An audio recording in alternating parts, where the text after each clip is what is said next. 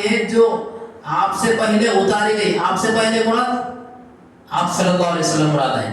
آپ سے پہلے مراد آپ صلی اللہ علیہ وسلم مراد ہے. تو لہٰذا یہاں پر جو آپ صلی اللہ علیہ وسلم سے پہلے کیا اتاری گئی تھی؟ تورات اتاری گئی تھی، زبور اتاری گئی تھی، انجیل اتاری گئی تھی. ہمارا ایمان ہے کہ آسمانی کتاب 4 ہے، تورات، زبور، انجیل، قرآن 4 ہے. تو ہم باقی 3 کتابوں کو بھی مانتے ہیں، لیکن شریعت کا ایک طریقہ یہ ہے کہ ایک کتاب نازل ہوتی ہے ایک رسول کو دے کر بھیجا گیا. مثال کے طور پر موسیٰ علیہ السلام کو ایک کتاب دے کر، عیسیٰ علیہ السلام کو انجیل دے کر بھیجا گیا. اب اس کے بعد درمیان میں کوئی نبی آئے لیکن کتاب ان کے اوپر نازل نہیں ہوئی، تو اب اس نبی کے لیے حکم یہ ہے کہ پہلے جو کتاب دی گئی تھی وہی کتاب کو فالو کرنا، وہی سبق امت کو دیتے ہوئے جانا. لیکن اگر اس درمیان میں آنے والی کتاب، درمیان میں ایسے جو نبی ہے ان کو بھی پھر نئی کتاب دی گئی، تو پھر اوپر کی جو کتاب ہے اس کو چھوڑ دینا. اب جو نئی آئی اس پر عمل کرنا پڑتا. لہٰذا عیسیٰ علیہ السلام پر جب انجیل اتاری گئی تھی تو بعد میں قرآن اتارا گیا نبی صلی اللہ علیہ وسلم پر، تو اب ہمیں انجیل کو چھوڑ دینا پڑتا. اب قرآن جو نئی شریعت بن کر آئی ہے اس پر عمل کرنا ضروری ہے. لہٰذا یہاں پر ایمان لانا ہمارے لیے ضروری بھی ہے کہ اللہ تعالیٰ نے پہلے 3 کتابیں بھی اتاری تھی، اس پر عمل کرنا نہیں ہے، بلکہ ایمان لانا ضروری ہے کہ وہ بھی آسمانی کتاب تھے. اور لہٰذا اس کے علاوہ یہ بھی ہے کہ صرف 3 ہی کتاب نہیں اتارے گئے تھے، بلکہ آسمانی کتابیں اور بھی تھے، یعنی کہ جس کو مصاحف کہا جاتا ہے، چھوٹے چھوٹے اتارے گئے تھے، لیکن اس کی حفاظت نہیں ہوئی، گول مول ہونے کی وجہ سے وہ مکمل طور پہ واضح نہیں ہو گئی.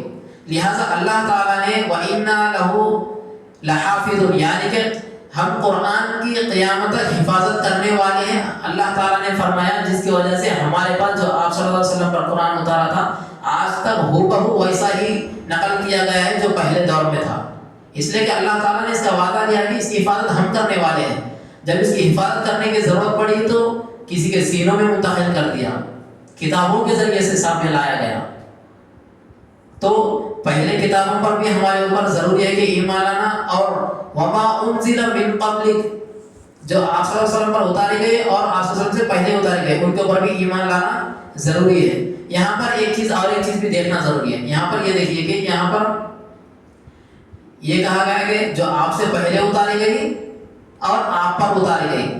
لہٰذا یہاں پر اشارہ کیا مل رہا ہمارے کو؟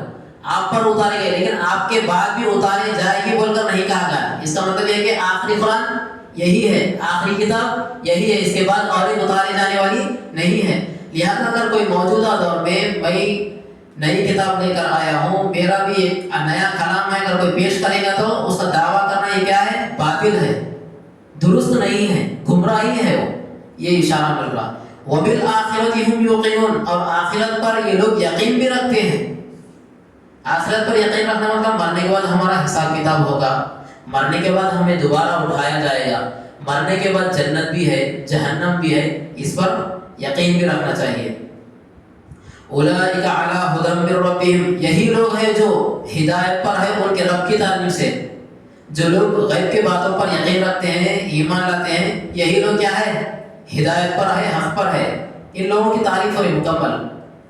واولئک ھم المفلحون، بلکہ اللہ تعالیٰ کیا بولے پر کہ یہی لوگ ہدایت پر ہے اپنے رب کی طرف سے. پھر آگے بولیں گے واولئک ھم المفلحون، اور یہی لوگ کامیاب بھی ہونے والے ہیں، یہی لوگ پاس ہونے والے بھی ہیں.